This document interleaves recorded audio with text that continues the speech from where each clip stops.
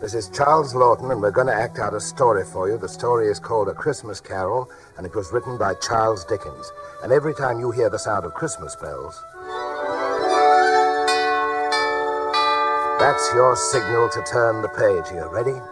Now listen. Marley was dead to begin with. Ebenezer, Scrooge, and Marley had been partners for I don't know how many years, but old Marley was dead as a doornail. It was Christmas Eve. Old Scrooge was in his counting house, counting out his money. The door of the counting house was open so that he might keep his eye upon his clerk. Oh, yes. He was a tight-fisted hand at the grindstone, Scrooge, a squeezing, wrenching, grasping, clutching, scraping, covetous old sinner. God bless you, Uncle. This was the voice of Scrooge's nephew. He was all in a glow. A Merry Christmas, Uncle. Humbug. Christmas? A humbug, Uncle? You don't mean that, I'm sure.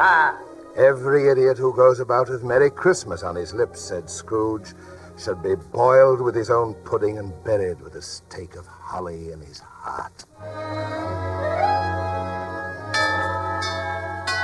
Did you turn that page? Scrooge's nephew had always thought of Christmas time as a kind, forgiving, charitable, pleasant time.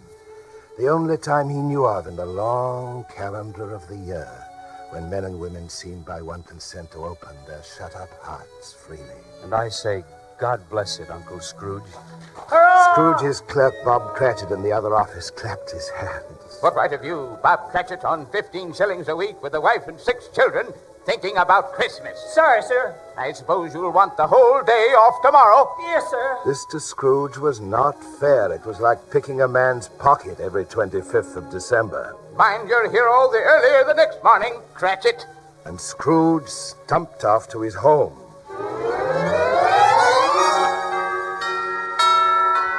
Now it is a fact that there was nothing at all particular about the knocker on Scrooge's front door. It is also a fact that Scrooge had seen it night and morning for many years.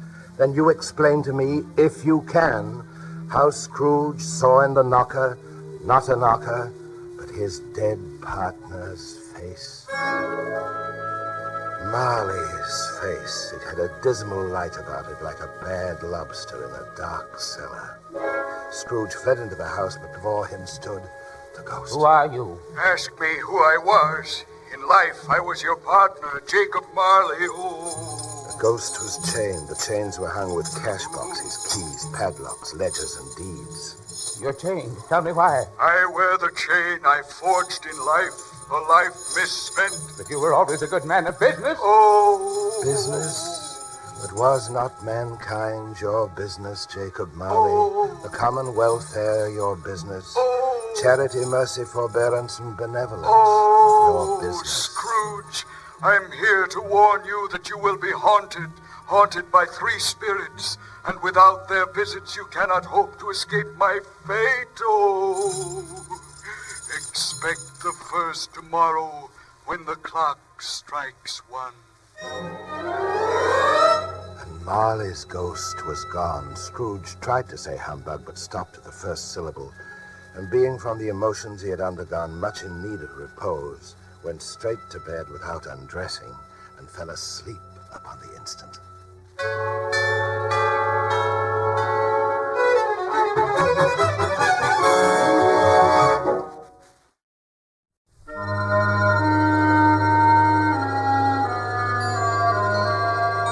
When Scrooge awoke, it was dark. The clock was striking 1.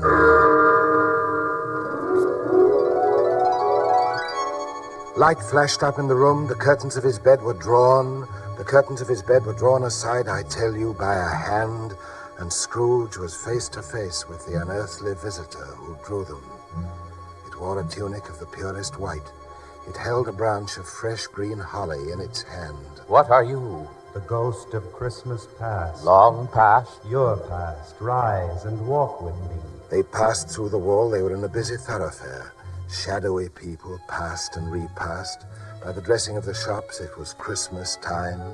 The ghost stopped at a certain warehouse door. I was apprenticed here to old Fezziwig. They went in. There is old Fezziwig, alive again. Yo, there, Ebenezer Scrooge. Christmas Eve, no more Lights and lights. Clear away. And Scrooge saw his former self, a young man, polishing the warehouse into a ballroom.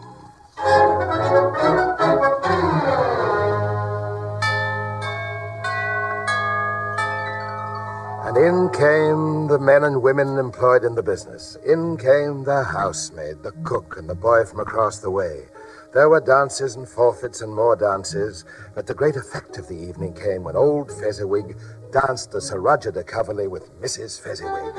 Advance and retire, a positive light appeared to issue from Fezziwig's calves. Both hands, dear partner, Fezziwig's calves shone every part of the dance like moons. Bow and curtsy. Old Fezziwig dipped so deftly that he appeared to wink with his legs and came up on his feet again without a stagger. A small matter to make these silly folks so full of gratitude. Small. But hadn't old Fezziwig the power to make their service a pleasure or a toil? And as Scrooge watched his former self go to his bed, which was under a counter in the back shop, he wept to see himself as he used to be. My time grows short, quick. Now Scrooge saw himself grown to manhood by the side of a fair young girl in whose eyes there were tears. Another idol has displaced me, and I trust it can cheer and comfort you in time to come, as I would have tried to do. What idol? Asked the young Scrooge. Gold. Spirit, I remember she was to have been my wife. Show me no more. Why do you torture me?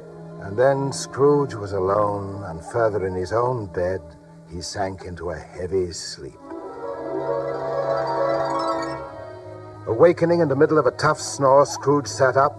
The clock was striking 1. I must have slept through a whole day and into another night. Scrooge began to wonder which of the curtains the new spectre would draw back, but nothing came. Nothing but a ghostly light. He began to think it might be from the adjoining room. He shuffled in his slippers to the door. A strange voice called him by his name. Scrooge? Oh, oh, oh, oh, oh, oh, oh, oh, oh.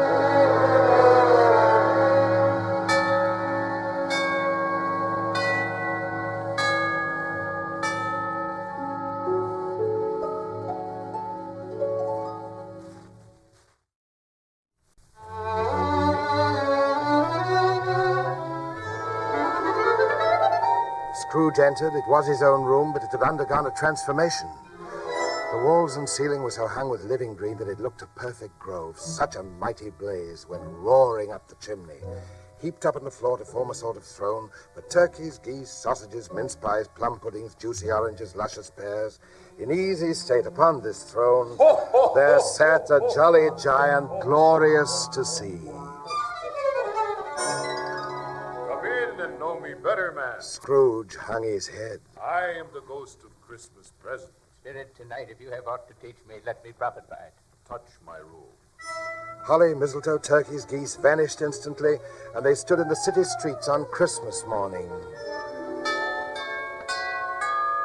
The sky was gloomy, but there was an air of cheerfulness in the streets as if filled with the clearest summer air.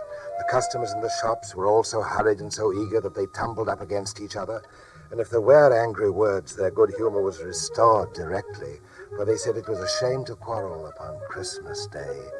Now perhaps it was the sympathy the good spirit had with all poor men that led him to Scrooge's clerk's house, for there he went.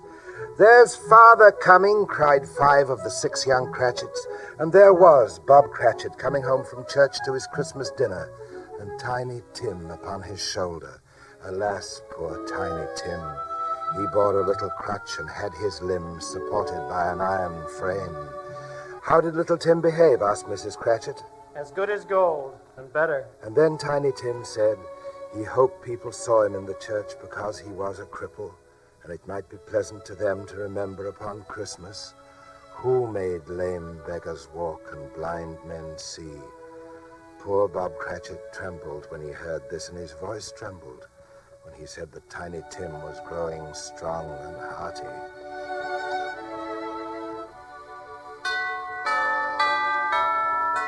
"There's such a goose," said Mrs. Cratchit, and such a bustle ensued Mrs. Cratchit made the gravy hissing hot. Master Peter Cratchit mashed the potatoes. Miss Belinda Cratchit sweetened up the applesauce. Martha Cratchit dusted the hot plates. The two young Cratchits set chairs for everybody and crammed spoons into their mouths lest they should shriek for goose before their turn came to be helped.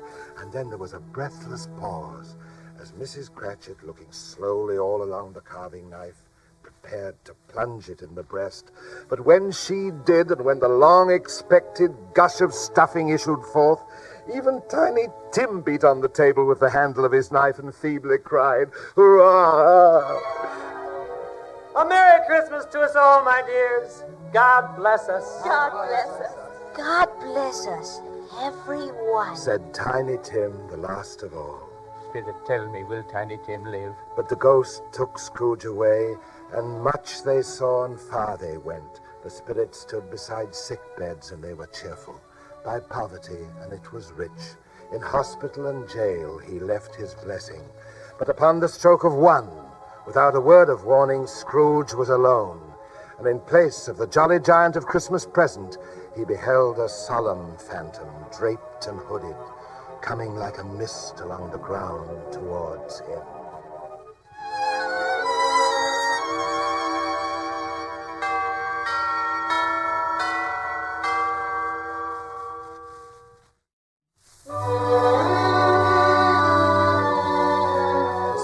Phantom slowly, gravely, silently approached. Are you the ghost of Christmas yet to come? The spirit answered not, but pointed onward with its hand.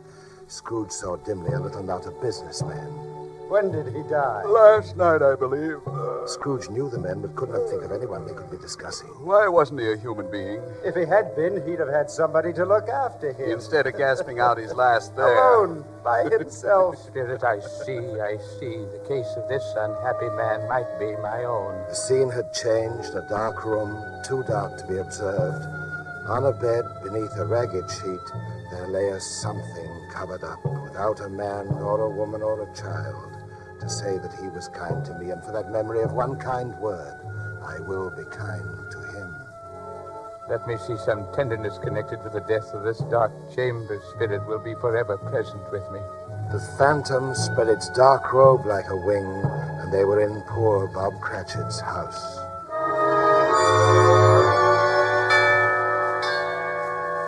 The Cratchit family was quiet, but surely they were very quiet. And where was Tiny Tim? Bob Cratchit said, "When we recollect how patient and how mild he was, we shall not quarrel easily among ourselves. Spirit of Tiny Tim, thy childish essence came from God." Spectre, what kind of man was that whom we saw lying dead? The phantom conveyed him to a churchyard, stood among the graves, and pointed down to one. Phantom, are these the shadows of things that will be? Or are these the shadows of things that may be only? Still the ghost pointed downward. Scrooge read upon the stone his own name, Ebenezer Scrooge. Good Spirit, may I yet change these shadows you've shown me by an altered life? The phantom was immovable. Scrooge caught the spectral hand. I will honor Christmas in my The heart. phantom shrank, collapsed, dwindled down into a bedpost. Yes, and the bedpost was his own, the room was his own, best and happiest of all, the time was his own, to make amends in. He opened the window and put out his head. What's today? Hey, What's today, my fine fellow? today, why Christmas Day? The spirits did it all in one night. Spirits can do anything they like, of course. So he they can, sent a of course they turkey twice the size of Tiny Tim to Bob Cratchit's. can. They shall know who sent it. He went to church, walked about the streets, patted children upon the head, and found that everything could yield him pleasure.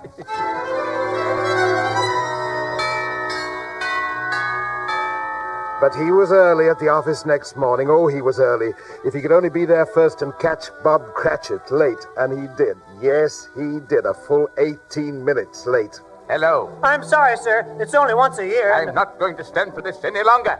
And therefore, I'm going to raise your salary. Bob had a momentary idea of knocking Scrooge down and calling for a straitjacket. A Merry Christmas, Bob. Merrier than I've given you for many a year. And I'm going to discuss your affairs this very afternoon. And Scrooge was better than his word. He did it all and infinitely more. And to Tiny Tim, who did not die, he was a second father. He became as good a friend, as good a master, as good a man as the good old city knew. He knew how to keep Christmas well. And may that be truly said of us and all of us. And so as Tiny Tim observed, God bless us, everyone. God bless us, everyone.